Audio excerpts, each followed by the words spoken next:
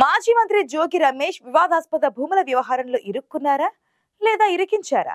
కూటమి ప్రభుత్వం అధికారంలోకి వచ్చిన 2 నెలల్లోనే చాప కింద నీరులా కేసు దర్యాప్తు చేసి జోగి కుటుంబాన్ని టార్గెట్ చేయడంలో ఆంతర్యమేంటి? ఇంతకీ జోగి రమేష్ ని కాకుండా ఆయన కుమారుడిని అరెస్ట్ చేయడం వెనుక అసలు కారణాలు అవేనా?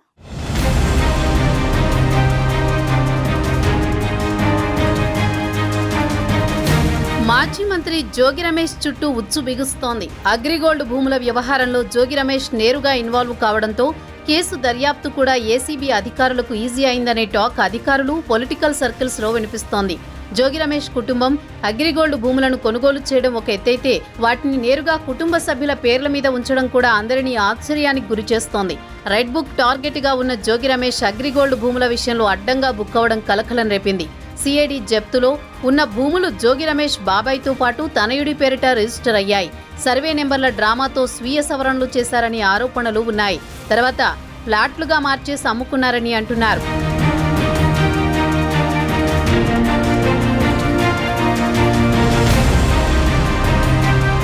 వైసీపీ మాజీ మంత్రి జోగి రమేష్ కుటుంబం అగ్రిగోల్డ్ భూముల కొనుగోలు వ్యవహారం తీవ్ర కలకలం రేపుతోంది. సిఐడి స్వాధీనంలో ఉన్న భూములను దర్జాగా కబ్జా చేసి అప్పనంగా 5 కోట్ల పైచిలుకు సొమ్ము వెనకేసుకున్నారనే ఆరోపణలున్నాయి.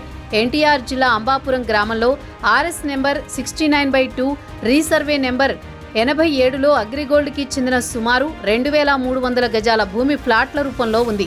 దీన్ని ఏపీ సిఐడి స్వాధీనం చేసుకుంది.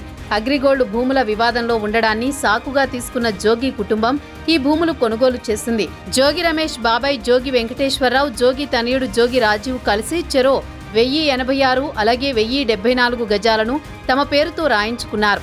ఈ విషయంలో జోగి కుటుంబం తమ చేతికి మట్టంటకుండా అన్ని జాగ్రత్తలు తీసుకుంది.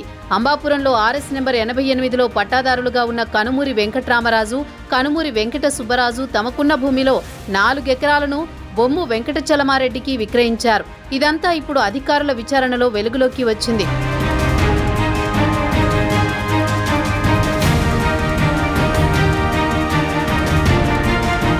జోగి రమేష్ భూములను కొనుగోలు చేసి కుటుంబ సభ్యుల పేరుతో రిజిస్టర్ చేయడంతో కేసుకు బలం చేకూరిందని అధికారులు భావిస్తున్నారు. కూటమి ప్రభుత్వం అధికారంలోకి వచ్చిన వెంటనే వేగంగా దర్యాప్తు చేయడానికి ఆధారాలు పక్కాగా ఉన్నాయంటున్నారు.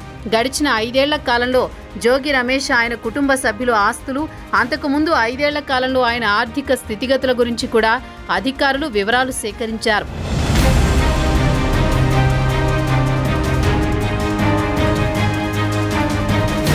దీంతో ఈ వ్యవహారంలో చాలా ఈజీగా దర్యాప్తు దూకుడుగా సాగిందని అంటున్నారు.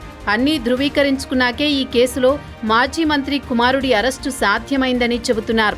అంతేకాకుండా ఈ కేసులో అధికారుల ప్రమేయంపై కేసులు కూడా నమోదవడంతో త్వరలో వారి వాంగ్మూలంతోనే జోగి రమేష్ అరెస్టు తథ్యమనే ప్రచారం జరుగుతోంది. వైసీపీ ప్రభుత్వ హయాంలో జోగి రమేష్ అనుచరులను వెంటేసుకుని చంద్రబాబు ఇంటిపై దాడికి వెళ్లిన నాటి నుంచి పరిణామాలు వేగంగా మారుతూ వస్తున్నాయి. అందులో ఇప్పుడు జోగి కుటుంబంపై కేసు నమోదు కూడా కీలక పరిణామంగా చెప్పుకోవచ్చు.